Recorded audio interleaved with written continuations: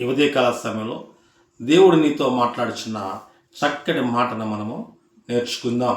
కీర్తన గ్రంథము 92వ కీర్తన 3వ వచనములో చక్కటి మాట మనకి రాయబడి ఉంటుంది.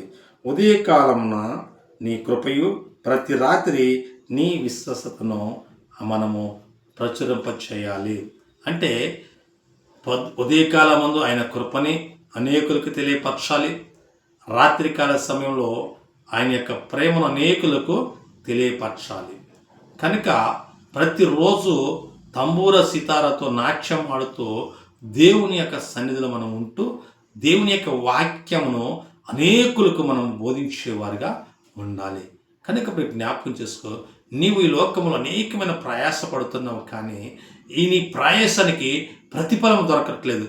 అయితే నీ ప్రయాసములకు ప్రతిఫలము దొరకాలి అంటే నీవు దేవుని యొక్క సన్నిధిలో దేవుని యొక్క వాక్యమును అనేకులకు ప్రచురింపచేయాలి. ఆయనను అనేక విధాలుగా నీవు తంబూర సితారతో నాట్యమాడుతూ దేవుని పట్ల విశ్వాసము కలిగి నీవు జీవించేవారిగా ఉంటే దేవుడు నిన్ను దీవించునుగాక. ఆమేన్.